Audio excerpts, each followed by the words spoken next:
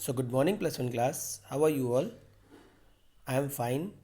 I hope that you all are fit and fine and watching my videos, enjoying and understanding your content. Those who are unable to see my videos, they can simply go at YouTube, just right there, Ankush Kataria, and you can watch my videos at my YouTube channel also. जो लोग या जो बच्चे इन videos को नहीं देख पाते या जिनको ये वीडियोस नहीं मिलते, आप चैप्टर वाइज इन वीडियोस को यूट्यूब चैनल पर सर्च कर सकते हो। सिंपली वहाँ पे आपने अंकुश कटारिया लिखना है और मेरे सारे वीडियोस जो होंगे वो वहाँ आ जाएंगे। जैसा कि आप लोगों को पता है कि हम लोगों ने सोशल और सोशल मूवमेंट जो चैप्टर था वो कंप्लीट कर लिया था और उसके बाद हम लोग अगले चैप्टर जो रीजनल एस्पिरेशंस है, क्षेत्रीय आकांक्षाएं, उस चैप्टर को हम कर रहे हैं, जिसमें हमने जम्मू कश्मीर की स्वायत्तता के बारे में, ऑटोनोमस के बारे में पढ़ा। उसके बाद हमने पंजाब समझौते के बारे में देखा। उसके बाद हम लोग जो है वो नॉर्थ ईस्टर्न स्टेट्स के बारे में अब पढ़ रहे हैं। देखिए, पूर्वोत्तर, पूर्व और उत्तर में, उत्तर के पूर्व में जो हमारी स्टेट्स है जिसको कि सेवन सिस्टर कहा जाता है, आज हम उसके बारे में पढ़ने जा रहे हैं। पूर्वोत्तर में क्षेत्रीय आकांक्षाएं 1980 के दशक में एक नए मोड़ पर आ गई, यानी कि 1980 का जो समय था, कुछ नए इश्यूज़, कुछ नई मुश्किलें जो थी वो इस क्षेत्र में आ गई। क्षेत्र में 7 राज्य हैं और इन्हें 7 बहनें कहा जाता है। मतलब यहाँ जो आप लोगों ने, अगर हम बात करें, अरुणाचल प्रदेश, असम, नागालैंड, मणिपुर, मिजोरम, त्रिपुरा, मेघालय और ये सारे के सारे जो 7 सिस्टर इनको कहा जाता है।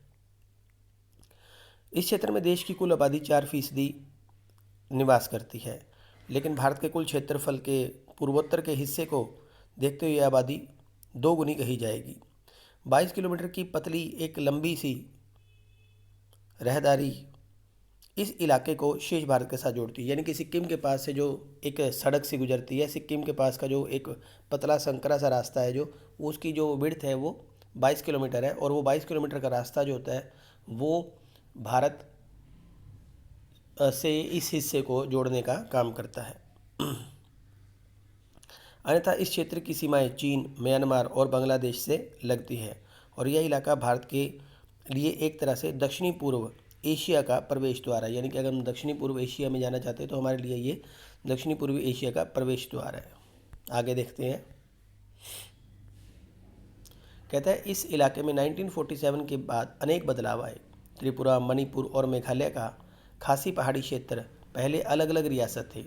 आज़ादी के बाद भारत संघ में इनका विलय हुआ, यानी कि देश की आज़ादी के बाद इनको भारत में मिला लिया गया। पूर्वोत्तर के पूरे इलाके का बड़े व्यापक स्तर पर राजनीतिक पुनर्गठन हुआ, यानी कि पॉलिटिकल जो इसका पुनर्गठन जो हुआ है। नागालैंड को 1963 में राज्य बनाया गया, यानी कि जो नागालैंड जो राज्य बना वो 1963 में। मणिपुर, त्रिपुरा और मेघालय 1972 में राज्य बने, जबकि मिज़ोरम और अरुणाचल प्रदेश को 1987 में राज्य का दर्जा दिया गया। तो ये जो ईयर्स हैं वो प्लीज़ आप नोट कर लीजिए, अंडरलाइन कर लीजिए, so that you can clearly understand, क्योंकि ये 1 मार्क्स जो है वो क्वेश्चन के अंदर ये आ जाते हैं। 1947 के भारत विभाजन से पूर्वोत्तर के इलाके भारत के शेष भागों से एकदम से अलग अलग पड़ गए थे। इसका अर्थव्यवस्था पर बहुत ही बुरा प्रभाव पड़ा। भारत के शेष भागों से अलग थलग पड़ जाने के कारण इस इलाके में विकास पर ध्यान नहीं दिया जा सका। यहाँ की राजनीति भी अपने ही दायरे तक सीमित रही। इसके साथ साथ पड़ोसी राज्यों और देशों से आने वाले शरणार्थियों के कारण भी इस इलाके की जनसंख्या में बहुत बड़ा बदलाव आया। तो ये कुछ इशू हैं जो हमने यहाँ आगे देखने हैं। कहता है पूर्वोत्तर का अलग थलग पड़ जाना इस इलाके की जटिल सामाजिक संरचना और देश के अन्य हिस्सों के मुकाबले इस इलाके का आर्थिक पिछड़ा रूप से पिछड़ जाना जैसे कई बातों के एक साथ मिलकर कई प्रॉब्लम्स पैदा कर दी हैं। इन्होंने कई जटिल समस्याएं जो थी भारत के सामने पैदा कर दी। इस इलाके में भारत की अंतर्राष्ट्रीय सीमा रेखा काफ़ी बड़ी है। अगर हम बात करें तो यहाँ बांग्लादेश है। बांग्लादेश की वजह से ये अंतर्राष्ट्रीय सीमा जो है उन सभी स्टेटों के साथ लगती है, लेकिन पूर्वोत्तर और भारत के शेष भागों के बीच जो हम बात करते हैं, ये कम्युनिकेशन जो सिस्टम है वो बहुत ही ख़राब है। इससे भी पूर्वोत्तर की राजनीति पर बहुत ज़्यादा प्रभाव पड़ा है। पूर्वोत्तर की राजनीति को प्रभावित करने के लिए 3 हावी मुद्दे हैं, यानी कि 3 ऐसे इश्यूज हैं जो वहाँ की पॉलिटिक्स में हमेशा ही एक इशू बन कर रहे हैं और वो उनकी पॉलिटिक्स में वहाँ बहुत ज़्यादा हावी रहे हैं। वो कौन से 3 मुद्दे हैं? सबसे पहला स्वायत्तता की मांग, ज़्यादा से ज़्यादा ऑटोनॉमी की मांग। दूसरा, बाहरी लोगों का विरोध और अलगाव आंदोलन यानी कि सेपरेट मूवमेंट, यानी कि कंट्री के साथ ना रहकर अलग अलगाववाद मूवमेंट जो थे। और तीसरा, बाहरी लोगों का विरोध, यानी कि जो रिफ्यूज़ी बाहर से नियर बाय कंट्री से या हम कह सकते हैं नेबर कंट्री से जो आ रहे थे, उनके उस चीज़ का जो था वो विरोध लगातार चलता रहा है। आगे हम देखते हैं सबसे पहले स्वायत्तता की मांग। स्वायत्तता की मांग किस तरह से की जा रही है, देखिए। कहता है, आज़ादी के वक्त मणिपुर और त्रिपुरा को छोड़ दें तो यह पूरा इलाका असम कहलाता था, यानी कि मणिपुर और त्रिपुरा को हम अलग कर दें तो ये पूरा इलाका असम था। गैर असमी लोगों को जब लगा कि असम की सरकार उन पर असमी भाषा थोप रही है तो इस इलाके से राजनीतिक स्वायत्तता की मांग उठी। पूरे राज्य में असमी भाषा को लादने के खिलाफ विरोध प्रदर्शन हुए, यानी कि अब पूरे के पूरे उस एरिया में असम भाषा को जो था वो लोगों के ऊपर थोपा जा रहा था।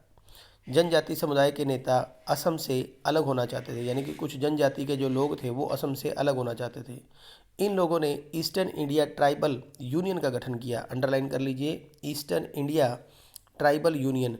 उसमें से जो ट्राइबल जो कबीलाई लोग होते हैं ना, उनके लिए ईस्ट इंडिया ट्राइबल यूनियन का गठन किया, जो 1960 में कहीं ज़्यादा व्यापक ऑल पार्टी हिल्स में तब्दील हो गया। यानी कि ईस्टर्न इंडिया ट्राइबल यूनियन जो था वो 1960 में ऑल पार्टी हिल्स कॉन्फ्रेंस में बदल गया। इन नेताओं की मांग थी कि असम से अलग एक जनजातीय राज्य बनाया जाए, यानी कि ये बात कह रहे थे कि असम से एक अलग जो था वो जनजातीय एरिया बनाया जाए, जनजातीय राज्य बनाया जाए। आखिरकार एक जनजातीय राज्य की जगह असम को काटकर कई जनजातीय राज्य बने, यानी कि असम से फिर धीरे धीरे कई अलग जनजातीय राज्य बनाए गए। केंद्र सरकार ने अलग थलग वक्त पर असम को बांटकर मेघालय, मिजोरम, अरुणाचल प्रदेश बनाए। त्रिपुरा और मणिपुर को भी राज्य का दर्जा दिया गया।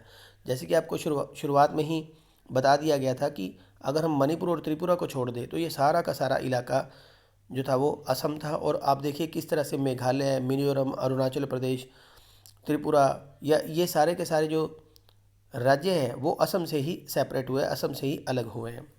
1972 तक पूर्वोत्तर का पुनर्गठन हो चुका था, लेकिन स्वायत्तता की मांग खत्म न हुई, यानी कि पूरा का पूरा पुनर्गठन किया जा चुका था 1972 तक, लेकिन जो स्वायत्तता की मांग जो थी वो ख़त्म नहीं हुई थी।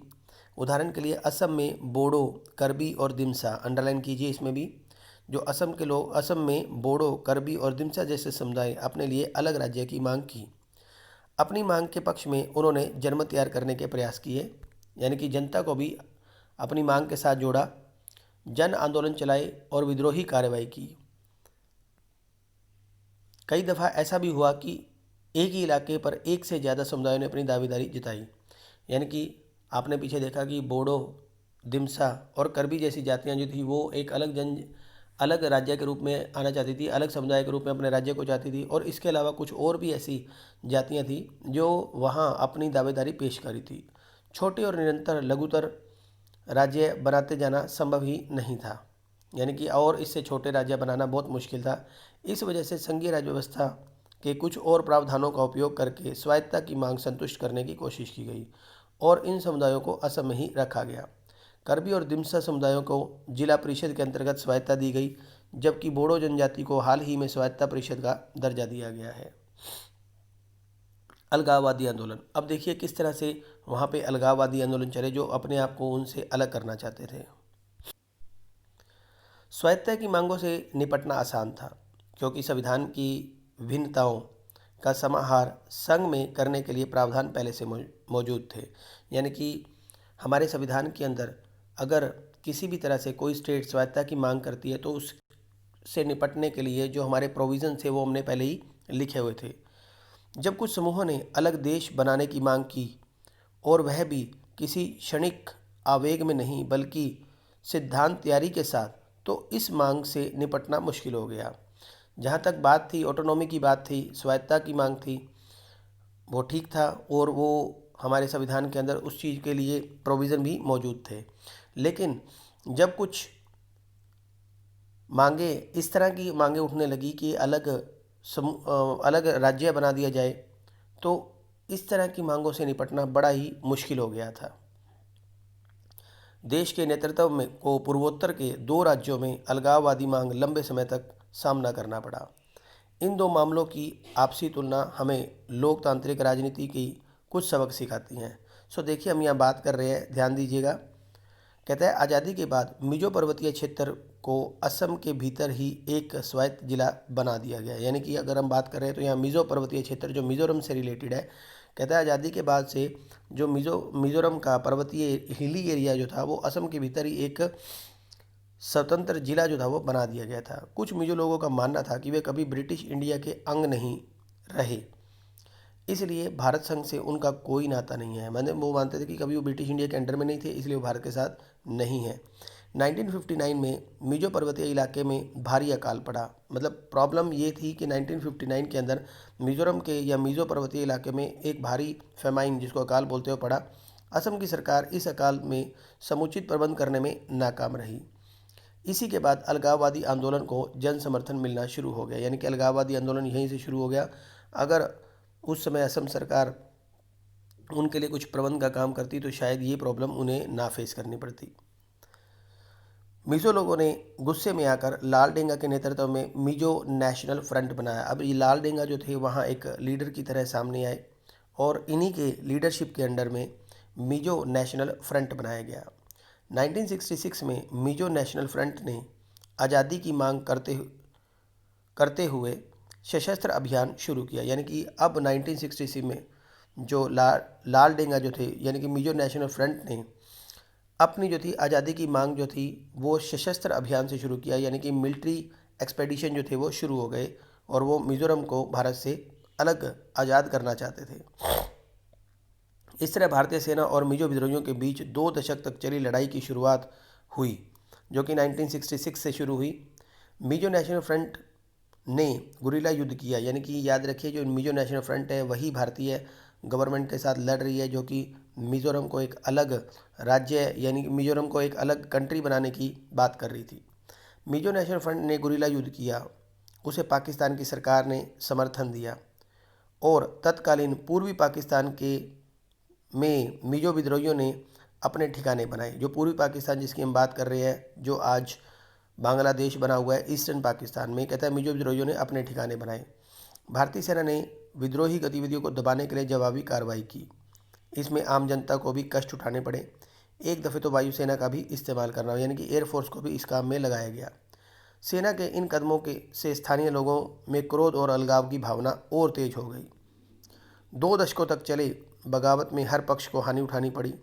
इसी बात को भांपकर दोनों पक्षों के नेतृत्व ने समझदारी से काम लिया।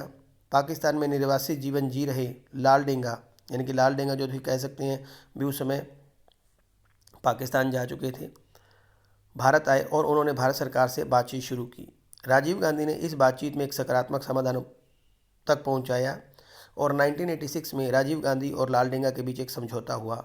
इसी समझौते को जो है इसी समझौते को के अंतर्गत मिजोरम को पूर्ण राज्य का दर्जा मिला और कुछ विशेषाधिकार दिए गए। मिजो नेशनल फ्रंट अलगाववादी संघर्ष की राह छोड़ने पर राजी हो गया। लाल डेंगा वहाँ के मुख्यमंत्री बने। यह समझौता मिजोरम के इतिहास में एक निर्णायक मोड़ साबित हुआ। आज मिजोरम पूर्वोत्तर में सबसे शांतिपूर्ण राज्य है और उसे कला, साहित्य और विकास की दिशा में अच्छी प्रगति की है। तो किस तरह से आपने देखा, और इसे जो है मिजोरम समझौता जो 1986 में हुआ था वो राजीव गांधी के नेतृत्व में हुआ था। इस बात को आप ध्यान रखिएगा। आगे कह रहे हैं भी नागालैंड की कहानी भी मिजोरम की तरह ही है, लेकिन नागालैंड का अलगाववादी आंदोलन ज़्यादा पुराना है। अभी इसका मिजोरम की तरह खुशगवार हल नहीं निकल पाया है।